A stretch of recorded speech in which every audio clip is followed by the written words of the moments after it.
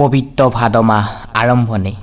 ভাদ মাহৰ আমাৰ ধৰ্মৰ এক পবিত্ৰ মাহ হিচাপে গণ্য কৰা হয়। কিন্তু আপুনি জানেনে, এই পবিত্ৰ মাহত ঘৰত কিছুমান সৰু সুৰা ভুলৰ কাৰণে অনিয়ম অহাৰ সম্ভাৱনা থাকিব পাৰে। বহু লোকে পূজা পাঠ, নাম কীৰ্তন, ধৰ্মীয় কাম কাজৰ সৈতে জড়িত থাকে। এই সময়ত ঘৰৰ পৰিৱেশ পৰিষ্কাৰ পৰিচ্ছন্নতা কৰি ৰাখিলে মন শান্ত থাকে। ভাদ মাহত ভুলতো এই দিনটোত তুলসী গছত পানী নিদিব। হয়, নহ'লে যিটো সপোন দেখিছে সকলোবোৰ সপোন আপোনাৰ বাস্তৱত পূৰণ নহয়। কিছুমান বাস্তৱ টিপছ আমি এই ভিডিঅ'টোৰ মাধ্যমে আপোনাক জনাম। নমস্কাৰ প্ৰিয় বন্ধু বান্ধৱীসকল, 12টা মাহৰ ভিতৰত অন্যতম মাহ হৈছে ভাদ মাহ। প্ৰত্যেকটো মাহৰে এটাকৈ নিৰ্দিষ্ট উদ্দেশ্য থাকে বা বিশ্বাস কৰা হয়, কিন্তু এই ভাদ মাহটো হৈছে অত্যন্ত পবিত্ৰ মাহ। হয়, এই মাহটোত মই ক'ব নালাগে আপোনালোকে কি কি কৰিব, কি কি নকৰিব, নিশ্চয় জানে। কিন্তু এনে এটা ভুল কেতিয়াও নকৰিব। নিজৰ ঘৰৰ পৰা আনক মৰি গ'লেও কেতিয়াও এই বস্তু দুটা নিদিব আৰু আপুনিও নানিব, নহ'লে সকলোবোৰ সপোন বাস্তৱত পূৰণ নহয়।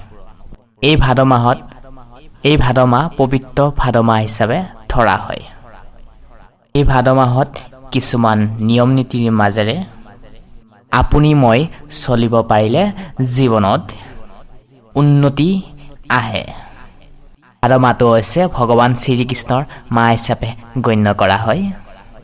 ভাদ মাহত কৃষ্ণ অষ্টমীৰ তিথিতেই পৰম গুৰু ভগৱান শ্ৰীকৃষ্ণৰ জন্ম হৈছিল। দুইজনৰ গুৰু শংকৰ মাধৱৰ গণেশ চতুৰ্থী বিশ্বখনিকৰ ভাদ মাহতে আৱিৰ্ভাৱ হৈছিল। সেয়ে ভাদ মাহত গণেশ পূজা আৰু বিশ্বকৰ্মা পূজা আৰু কৃষ্ণ জন্মাষ্টমী এইবাৰ ভাদ মাহতে পৰিছে। হয়, এই ভাদ মাহত যদি আপুনি মই ধৰ্মীয় নীতি নিয়মেৰে মানি চলিব পাৰোঁ, তেনেহ'লে সকলোবোৰ সপোন লগতে ঘৰখনলৈ নিগেটিভ প্ৰভাৱবোৰ দূৰ হৈ পজিটিভ ভাইবছ অহাৰ বিশেষ এটা সফলতাৰ ৰাস্তা আহে। এই মাহটোতে চাম দান কৰিব পাৰিলে খুবেই অত্যন্ত ভাল। শাস্ত্ৰত কোৱা হৈছে যে এই ভাদ মাহত প্ৰতিটো শুভ কৰ্মৰ বহু গুণেই বৃদ্ধি পায়। ভাদ মাহতে ভগৱান মা লক্ষ্মীৰ, শ্ৰীহৰিৰ, বিষ্ণুৰ কৃপা লাভ কৰিবলৈ হ'লে এবং সংসাৰত সুখ শান্তি আহিবলৈ লক্ষ্মী দেৱীক সেৱা কৰিলে বিশেষ কিছু কঠোৰ নিয়ম আছে, যিটো যদি আপুনি কৰিব পাৰে ঘৰখনলৈ আহিব শান্তি, ইতিবাচক শক্তি। হিন্দু ধৰ্মৰ তুলসী গছ কেৱল তুলসী গছেই নহয়, তেওঁ হৈছে তুলসী গছ হৈছে সাক্ষাৎ মা লক্ষ্মীৰ অৱদান। হয়, এই তুলসী গছ এক নহয়, এই তুলসী গছ অকল তুলসী গছেই নহয়, গছৰ পাতেই নহয়, এই তুলসী গছৰ বিশেষ মহত্ব আছে, সেইটো আপুনি নিশ্চয় জানে। ভগৱান নাৰায়ণ বা শ্ৰীকৃষ্ণৰ পৰম প্ৰিয় কৃপাধাত্ৰী। সেইকাৰণে ভাদ মাহত তুলসী গছত পানী ঢলাৰ নিয়ম আৰু তুলসীক কেনেকৈ আপুনি যত্ন কৰি ৰাখিব এই ভিডিঅ'টোৰ মাধ্যমেও জানিব পাৰিব। হয় প্ৰিয় দৰ্শক, এই তুলসী গছত কোনদিনা পানী দিব নালাগে। তুলসী গছত হৈছে একাদশী মাহকত 2টা থাকে, সেই 2টা দিনত তুলসী গছত কেতিয়াও পানী দিব নালাগে। তুলসী গছৰ আশে পাশে সকলো জেগা চাফ চিকুণ কৰি ৰাখিব লাগে। পঞ্জিকা অনুসৰি ভাদ মাহত 2টা পবিত্ৰ একাদশী থাকে। এটা হৈছে কৃষ্ণপক্ষৰ একাদশী, যাক কোৱা হয় একাদশী কোৱা হয়। এটা হৈছে শুক্লপক্ষৰ একাদশী বা পৰিৱৰ্তন একাদশী বুলিও কোৱা হয়। একাদশীৰ আগদিনাৰ পৰাই তুলসী গছৰ পাত ছিঙা, তুলসী গছত পানী দিয়া, তুলসী গছৰ আশে পাশে ঝাৰু দিয়া, কঠোৰভাৱে তেনেকুৱা কাম নকৰিব। তুলসী গছক তুলসী গছৰ দূৰৰ পৰাই আপোনালোকে একাদশীৰ দিন কেইটাত দূৰৰ পৰাই তুলসী দেৱীক সেৱা কৰক।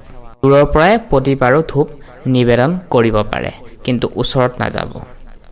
মনে মনে তুলসী গছক প্ৰণাম জনাই ভগৱান শ্ৰী হৰিৰ নাম উচ্চাৰণ কৰক। আৰু প্ৰিয় দৰ্শক, ভাদ মাহৰ দেওবাৰ দিনটোত অৰ্থাৎ ৰবিবাৰ দিনটোতো তুলসী গছত পানী দিব নালাগে, তুলসী গছৰ পাতো ছিঙিব নালাগে। দেওবাৰ হৈছে তেজ, শক্তি, আলোৰ দেৱতা ভগৱান শ্ৰী সূৰ্যদেৱৰ দিন। শাস্ত্ৰত উল্লেখ কৰা হৈছে এই ৰবিবাৰ দিনটোত তুলসী বিশ্ৰাম কৰে, সূৰ্যদেৱৰ আৰাধনাৰ লিপ্ত থাকে। দিনটোত যদি আপোনালোকে তুলসী গছত পানী দিয়ে, হ'লে তুলসী দেৱীৰ ধ্যান ভংগ হৈ যায়, গছৰ পবিত্ৰতা আঘাত লাগে। ৰবিবাৰ দিনটোত তুলসী গছত পানী দিলে তাৰ অশুভ প্ৰভাৱ আপোনাৰ ঘৰত পৰিব। সেয়েহে ভুলতো এই ৰবিবাৰ দিনটোত তুলসী গছত পানী নিদিব। ধন্যবাদ। প্ৰিয় দৰ্শক, ভিডিঅ'ত লাইক এটা কৰি দিয়ক আৰু নতুন ভিডিঅ' পাবলৈ আমাৰ চেনেলটো ছাবস্ক্ৰাইব কৰি থ'বলৈ একেবাৰে নাপাহৰিব। ভাদ মাহত ভগৱান শ্ৰীকৃষ্ণৰ জন্ম হোৱাৰ কাৰণে মাহটোত যদি কোনো জাতক জাতিকাৰ জন্ম হয়, তেনেহ'লে তেওঁ অতি দক্ষ ব্যাধি ভাগ্যশালী হয় বুলি ধাৰণা কৰা হয়।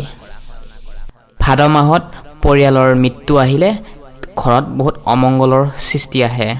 ভাদ মাহত যাৰ ঘৰত কলি গায়ে পোৱালি দিয়ে, যাৰ ঘৰত জাগে, তাৰ ঘৰত অশুভ সংকেত আহে, ভুৰ অমংগল হয়। শাস্ত্ৰ অনুসৰি ভাদ মাহৰ ইমানেই পবিত্ৰ আছে। প্ৰিয় দৰ্শক, যিসকলৰ ব্যক্তিৰ শত্ৰু বেছি, তেওঁলোকে যদি এইকেইটা কাম কৰে, শত্ৰুৰ হেঁচা কম পাবলৈ সক্ষম হ'ব। ভাদ মাহত আপোনালোকৰ ঘৰত সাধু সন্যাসী বা কোনোবা অন্য পাৰ্চন ব্যক্তি আহে, তেনেহ'লে তেওঁলোকক কেতিয়াও আপুনি থাৰ্ড পাৰ্চন ব্যক্তি বুলি গণ্য নকৰিব। কাৰণ যদি আপোনালোকৰ ঘৰত ভিক্ষাৰীও আহে, তেনেহ'লে খালী হাতেৰে আপোনালোকে তেওঁক বিদায় নিদিব। যিয়ে হওক আপোনালোকৰ সামৰ্থ্য অনুযায়ী আপোনালোকে সহায় কৰিব। এই মাহটোত গাখীৰ, দৈ আপোনালোকে কোনো ব্যক্তিক নিদিব। সমাজৰ বিৰুদ্ধে আপুনি কোনো ধৰণৰ কাম নকৰিব। যদি কৰা হয়, তেনেহ'লে আপোনালোকৰ এজন ব্যক্তি কিন্তু জীৱনত পতন হয়, জীৱনটো একেবাৰে পতন হয়। শুদ্ধ মনেৰে থাকক, শুদ্ধ বস্ত্ৰ পৰিধান কৰিলে নহ'ব, মুখত হাঁহি থাকিলে নহ'ব, মনটো আপোনালোকে শুদ্ধ কৰক, তেনেহ'লে সকলো ক্ষেত্ৰত জয় হ'ব পাৰিব। প্ৰিয় দৰ্শক, এই ভাদ মাহত যদি আপোনালোকে এই এটা কাম কৰিব পাৰে, তেনেহ'লে আপোনালোকক ঘৰত কোনোবা যদি বশীকৰণ কৰি থৈ দিছে, তন্ত্ৰ মন্ত্ৰ কৰি থৈ দিছে, সকলোবোৰ আঁতৰি যাব। আপোনালোকক কোনোৱে ক্ষতি কৰিব নোৱাৰে। ভাদ মাহত যদি আপোনালোকে পুৱা সোনকালে উঠি স্নান কৰাৰ পাছত ভগৱানৰ নামত ধূপ, পূজা, শলা দিয়ে, আপোনালোকৰ ঘৰত জল মানে পানী আৰু শুদ্ধ গাখীৰেৰে যদি তুলসী গছৰ পাতটোৰে মিছল কৰি গাখীৰত মুখ্য দুৱাৰত যদি আপোনালোকে ছটিয়াব পাৰে, তেনেহ'লে আপোনালোকৰ ঘৰত কোনোদিনেই অপশক্তি প্ৰৱেশ নকৰে। ইয়াৰ উপৰিও ভগৱানৰ মন্দিৰত গৈ আপোনালোকে প্ৰতিদিনে তুলসী পাত অৰ্পণ কৰি মাহত যদি অৰ্পণ কৰিব পাৰে, তেনেহ'লে ভগৱানৰ শক্তিৰ পৰা আপোনালোকৰ ঘৰত কেতিয়াও অমংগল নাহে। জ্যোতিষশাস্ত্ৰৰ বাস্তুশাস্ত্ৰৰ আধ্যাত্মিকতাৰ ওপৰত ভিত্তি কৰিহে আপোনালোকক আমি বিশ্লেষণ কৰিছোঁ। কিবা ভুল হ'লে নিশ্চয় কমেণ্ট বক্সৰ জৰিয়তে আমাক জনাব। পুনৰ নতুন ভিডিঅ'ত লগ পোৱাৰ আশাৰে আজি এই গুৰুত্বপূৰ্ণ ভিডিঅ'টোৰ পৰা বিদায় মাগিছোঁ। ধন্যবাদ।